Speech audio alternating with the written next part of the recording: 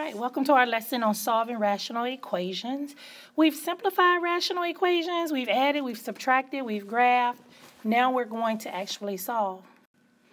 So a quick way to solve a rational equation is to multiply everything through by the LCD. We call it find the common denominator.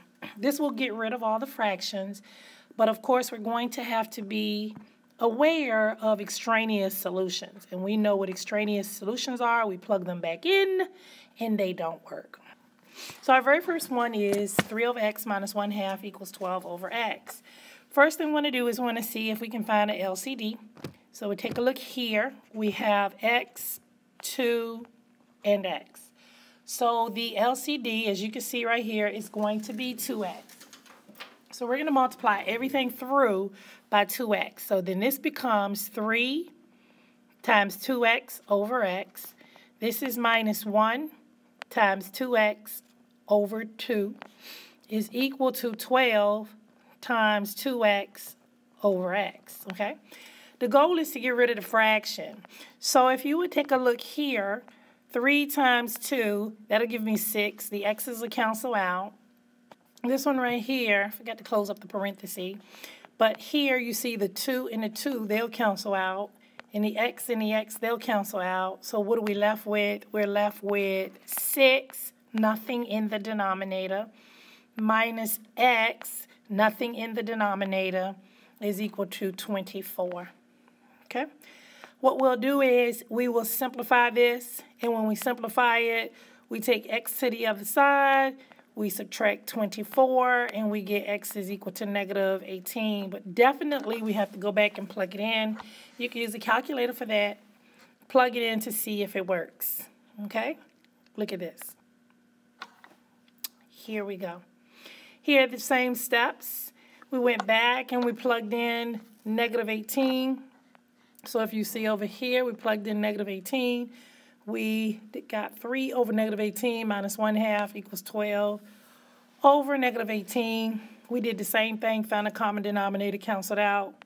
9 plus 3 was equal to 12. So guess what? It worked. Let's go to another one. Here we go. When we look at this, the LCD common factor is going to be x plus 1. We're going to multiply everything through by x plus 1. So we're going to, again, multiply everything through by x plus 1. So at the top, we already have 5x, and I'm going to multiply that by the expression x plus 1 and put it over the denominator that's already there, is equal to 4 times x plus 1, no denominator there. And this is 5 times x plus 1, and the denominator here is x plus 1. All right, so now we can see what cancels out from top to bottom, x plus 1, and on the other side of the equation, x plus 1.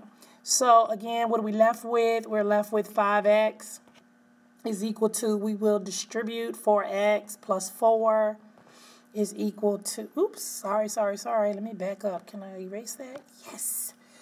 4x plus 4, and then we write minus 5.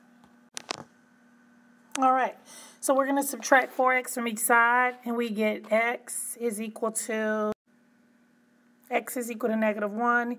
Clearly, when we look at our original problem, the denominator is x plus 1.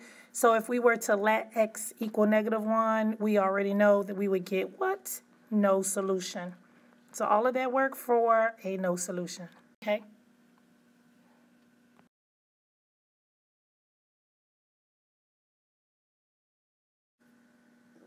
All right, here's the next one. First thing we want to do is we want to find our LCD. You always want to factor first. And so this is going to be x plus 2 and x minus 2. So those are going to be our factors. We're going to multiply everything through by those. So we have 3x minus 2, and we're going to multiply that by our LCD, which is x plus 2 times x minus 2 all over x minus 2. 6, we're going to multiply that by x plus 2 and x minus 2 over x squared minus 4. And last but not least over here, we're going to do the 1 times x plus 2 times x minus 2. Let's go ahead and simplify anything that can cancel out. So x minus 2 cancels out here. X plus 2 and x minus 2 cancel out, and nothing cancels out on the end. So what we are left with is 3x minus 2 times x plus 2 is equal to 6 plus x squared minus 4. Okay, we can simplify that, and once we simplify it, we are going to actually factor it. You could actually push pause on the video, get everything on one side, factor it, and when you're ready, hit continue, and the answer will be here.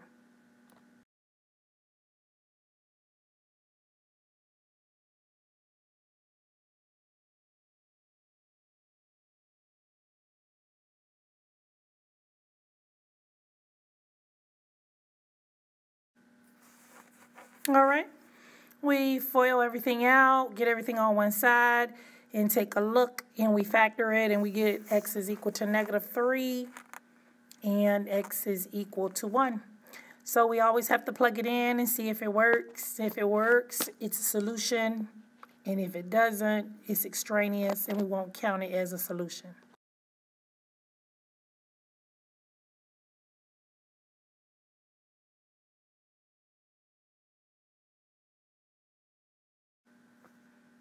All right, here's a shortcut.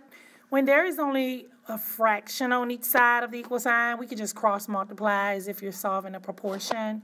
If you decide to do the LCD, you can, but this is just a shortcut that you can use. All right, take a look at the original. The original here, as you can see, is one fraction over here and one fraction over here. So when we cross multiply, we get 1 times x squared plus 4x. There it is. And then we get 3 times x plus 4. So all we need to do is go ahead and FOIL that out. And once we FOIL it out, we see a quadratic, get everything on one side, and simplify.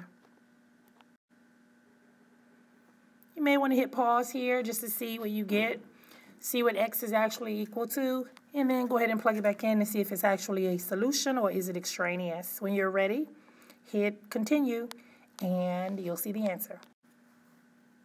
All right, after factoring, we get x is equal to -4, and we also get x is equal to 3. If you take a look here at -4, up here, if we were to plug it back in, it would make 1 over 0, and we cannot have 0 in the denominator. Alrighty, here's the next one. You could try it any way you like. I would probably prefer to cross multiply, and would probably prefer to factor that 2x squared plus 2x. But you do it, hit pause, do it, and then come back and see if you're on the right track.